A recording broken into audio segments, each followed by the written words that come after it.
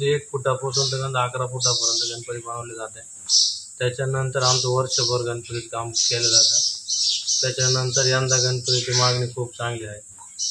त्याच्यानंतर कधीपासून व्यवसाय करता? हा आमचा पारंपरिक व्यवसाय आहे. आजोबा वडिलांपासून व्यवसाय आहे. आता चाललाय. आता चालू वर्षाच्या गणपती बसवण्यासाठी काही बुकिंग झाली का? हो, बुकिंग यंदा चांगली आहे ना. बरं. आणि गणपतीची साधारण किंमत कुठून कुठपर्यंत आहे? 91 रुपयापासून स्टार्ट आहे. 35,000 मोठी मूर्तीची किंमत 11 फुटाची. आणि आता तुमची गणपती म्हणजे कुठून कुठपर्यंत बनवली, उंची कशी बनवली जाते? 1 फुटापासून ते 11 फुटापर्यंत बनवली जाते.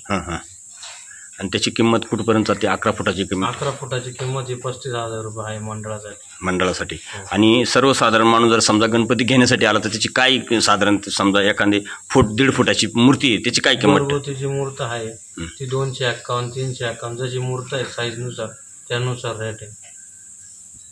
काय नाव आपलं? सतीश सोमनाथ आष्टेकर. तुम्ही सर्व घरचे संपूर्ण लोक काम करतात? संपूर्ण घर आमचं काम करतात.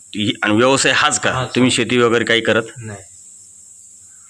आता कसे गणपती बनवतात, काय कशापासून बनवतात? यंदा आहे ना पीओपीला परवानगी नसल्यामुळे गणपती काय आमचे तयार झाले नाही. कारण की शासनानं पीओपी वर बंधन घातले होते. पीओपी पर्यावरणपूरक नाहीये, पण टायमावर शासनानं परवानगी दिल्यामुळे पीओपी मूर्ती यंदा काय तयार झाल्या नाही. त्याच्यामुळे यंदा पीओपी मूर्तीवर गिरायकांचे खास करून जास्त मागणी आहे.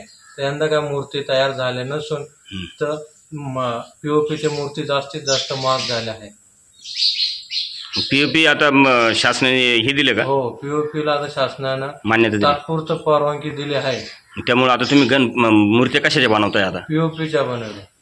पीओपीची बनवतो, मातीच्या नाही? मातीच्या नाही, मातीच्या आहे पण आता या सर्व मूर्त्या जास्तीत जास्त पीओपीच्या आहे. लता सोमनाथ आष्टेकर. कधीपासून हा व्यवसाय करता? व्यवसाय माझ्या सासू सासऱ्यापासून चालू आहे. बरं. आणि पोरही करते माझ्या आले. म्हणजे वर्षभर आमचं तेच काम चालतं. बरं.